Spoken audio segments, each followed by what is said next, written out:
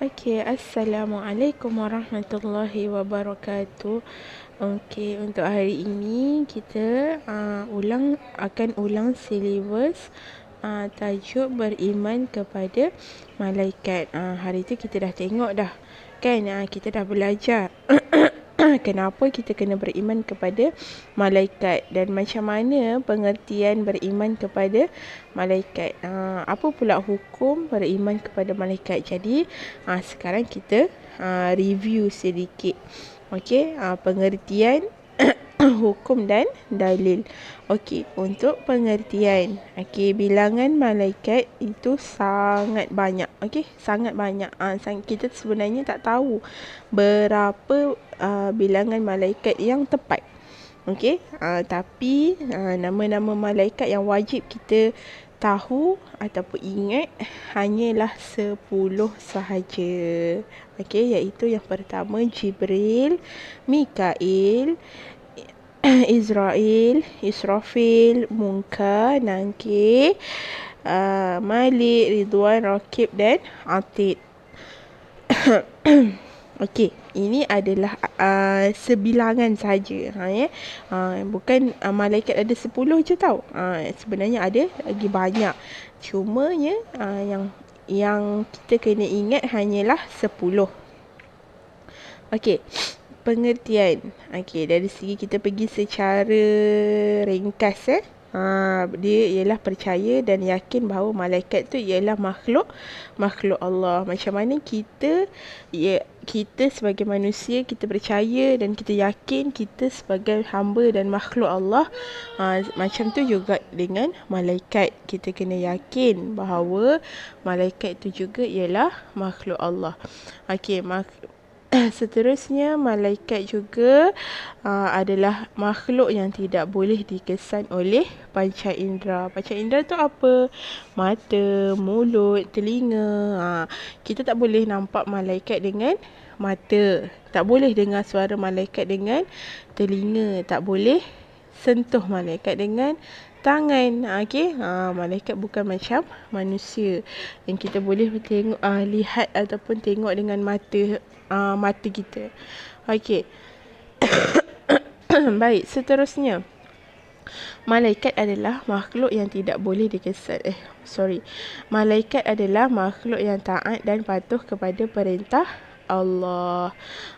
Malaikat adalah makhluk yang paling taat. Dia makhluk yang tak ikut sahaja apa perintah Allah. Okey. Baik, seterusnya, malaikat juga diciptakan dengan tugas-tugas yang tersendiri. Okey, kita sebagai manusia wajib beriman kepada kewujudan malaikat, ataupun kita wajib percaya malaikat tu wujud. Okey, kufurlah kita kalau kita tak percaya malaikat tu wujud. Jadi kita kena percaya kepada malaikat adalah rukun iman yang kedua. Baik. Seterusnya, tentang dalil nakli yang digaris dalam buku teks awak. A'udzu billahi minasyaitonir rajim. Amanar rasulu bima unzila ilaihi min rabbihi wal mu'minun kullun amana billahi wa malaikatihi wa kutubihi wa rusulih la nufarriqu baina ahadin min rusulih wa qalu sami'na wa ata'na ghufranaka rabbana wa ilaikal masir. Sadaqallahul azim. Surah Al-Baqarah ayat 285. Ustazah yakin dan pasti anak-anak biasa dengar kan surah ni dalam mana? Dalam bacaan mat surat. Okey. Kita tengok maksudnya. Okey, Rasulullah telah beriman kepada apa yang diturunkan kepadanya dari Tuhannya dan juga orang-orang yang beriman. Semuanya beriman kepada Allah, malaikat, kitab dan Rasul. Mereka berkata, kami tidak membezakan antara seorang dengan yang lain dari rasul-rasulnya. Mereka berkata lagi, kami dengar dan kami taat. Yakni kami pohonkan keampunan wahai Tuhan kami, dan kepadamu jugalah tempat kembali. Okey, ini bukti yang berada di dalam Al-Quran, yang mana kita sebagai manusia diwajibkan untuk mempercayai rukun-rukun iman. Okey, baik. Seterusnya kita pergi kepada kita pergi kepada nama-nama dan tugas sifat malaikat. Yang tadi tu kita hanya buat revision je kan.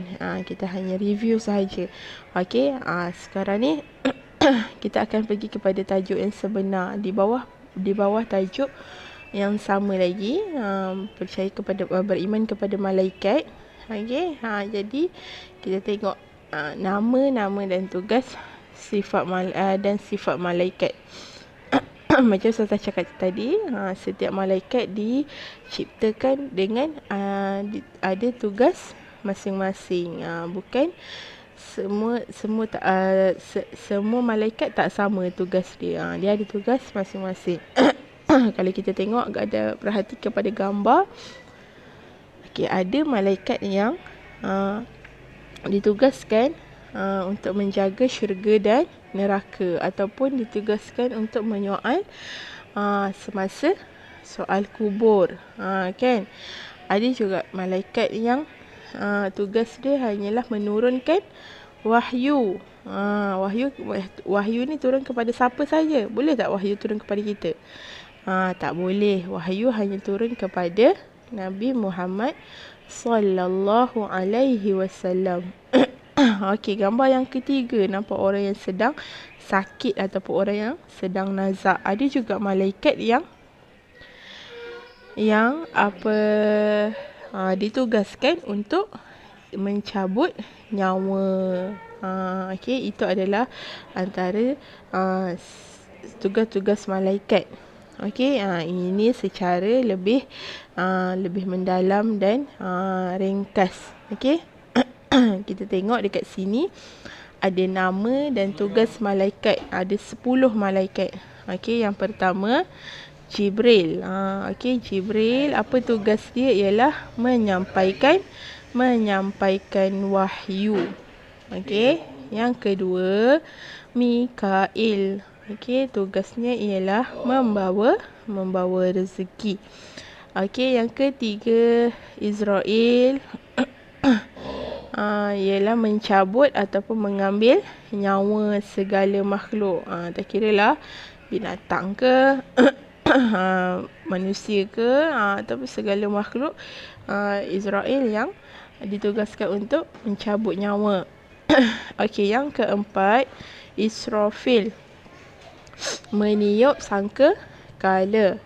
Okey, Munkar menyoal dalam kubur. Menyoal mayat dalam kubur. Nakir menyoal mayat dalam kubur. Kita ada 2 malaikat, iaitu malaikat Munkar dan malaikat Nakir. Okey, yang ketujuh malaikat Malik, menjaga neraka. Dia menjaga pintu neraka. Yang ke-8 Ridwan, menjaga pintu syurga. Raqib, mencatat segala amalan-amalan baik.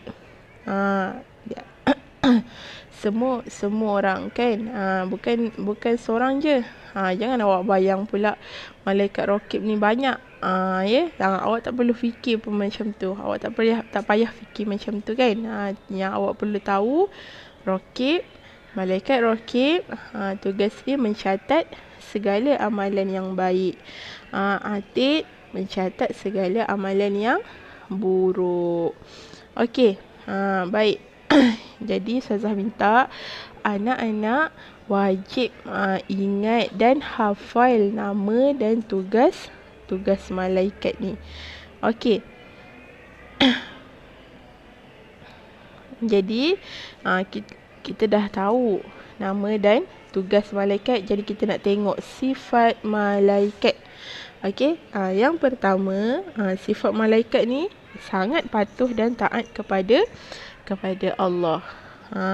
Okey, malaikat ni diciptakan memang dia tak berani untuk melawan ataupun ingkar dengan perintah Allah. Okey. Yang kedua, malaikat juga bukan lelaki dan bukan perempuan. Habis siapa ustazah? Okey, tak perlu fikir. Kita tak perlu fikir. Kita cuma percaya sahaja. Okey, kita tak perlu fikir. Tak payah fikir susah-susah lelaki ke perempuan. Okey. Okey. Yang ketiga, tidak bersuami dan tidak beristeri. Bermaksud malaikat tidak berkahwin. Macam manusia. Berbeza ya. Jangan samakan malaikat dengan manusia.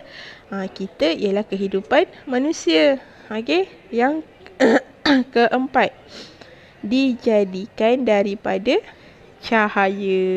Malaikat special dijadikan daripada cahaya. Tapi kita manusia juga special. Kita dijadikan daripada apa? Daripada tanah. Okey. Yang kelima, tidak tidur. Malaikat juga tidak tidur. Rutin harian mereka tidak seperti manusia.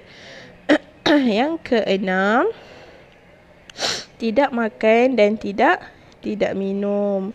Yang terakhir ialah boleh menyerupai bermacam-macam rupa yang baik dengan izin Allah. Okey. Macam kalau kita tahu ada kisah pada zaman Nabi dahulu, malaikat Jibril yang kerjanya menyampaikan wahyu, berjumpa Nabi dengan berbagai-bagai wajah ataupun berbagai-bagai macam rupa wajah. Jadi dari situ kita tahu yang mana malaikat ni boleh menyerupai bermacam-macam wajah yang baik. Okey, anak-anak. Itu adalah sifat-sifat malaikat.